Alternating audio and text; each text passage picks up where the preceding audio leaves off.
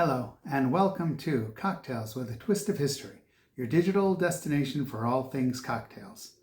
The cocktail called the Corpse Reviver is often considered one of the original Halloween-themed cocktails.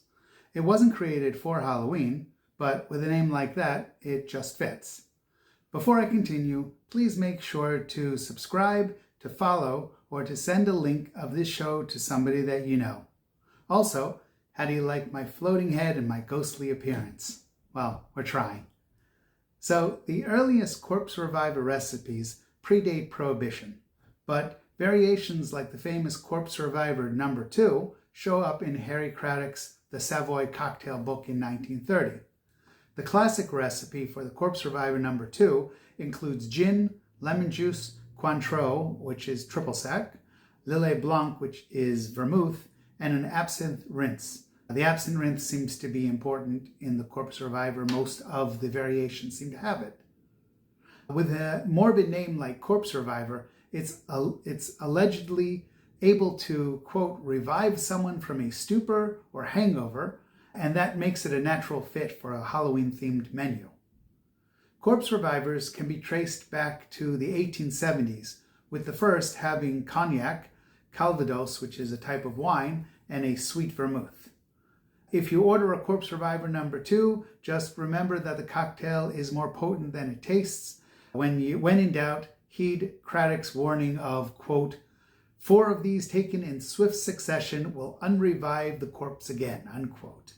Okay, I have been talking way too long without a drink in my hand. Let's make a Corpse Reviver No. 2. The No. 2 is the one that I happen to like the most. It is a shaken cocktail, but before we do anything, you've got to take your glass, coupe glass, and we're going to use an absinthe rinse, which basically means you pour some absinthe into it, you swirl it around a little bit, and then you put it back in. So it doesn't have absinthe in it, it's just supposed to have that smell, a little bit of an accent of it.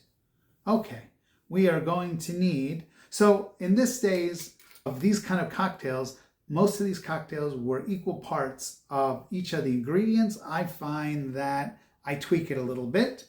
So I will have a full 2 ounces or even 1.5 ounces of gin, which we're going to put in. Let's do our 1.5 ounces of gin in here. The original called for 3/4 ounce. I find this just not enough. Here we go. And we're putting that into the shaker. There's our gin. Whenever I use vermouth, I always use slightly less. So I have only a little bit of the vermouth that I'm putting in. And I have my 3/4 ounce of the lemon juice. And we are going to use 3/4 ounce. This time I'm actually using Cointreau. And here we go. 3/4 ounce into the shaker. And we are going to put in our ice. And like I always say, you need a lot of ice into our shaker. Here we go. And ice. There we go. We got some ice going on here. Oops. Okay, one of my pieces of garnish just went inside there. But that'll work too. I've decided to use cherry for garnish, but okay. All right, we are going to close up the shaker and shake it. It does not need a lot of shaking. It really just has that lemon juice in it.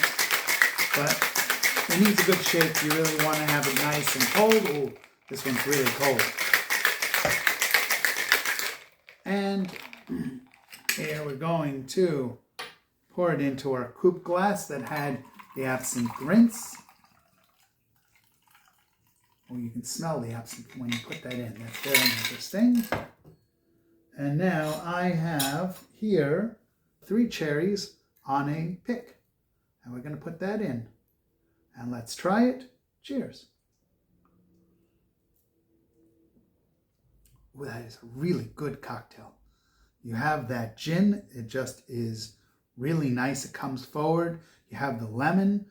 The absinthe does, and the orange. They play well together in a cocktail. It is very nice. The cocktail is tart, cold, and refreshing, precisely what you need to either start or end a day. It's a cocktail that's called the, quote, hair of the dog that bit you, which means that it's consumed the day after a night of heavy drinking. The idea of it is that the dog bit you, but you managed to get something of the dog back. The earliest known printed recipes of the Corpse Revivers come in the Gentleman's Table Guide in 1871, which featured a mix of brandy, maraschino, and bitters. Other Corpse Revivers include the Corpse Reviver No. 1, Corpse Reviver No. 2, which is the one we made. There is a 2A, Corpse Reviver Blue, and the Necromancer, which is the same thing with different proportions.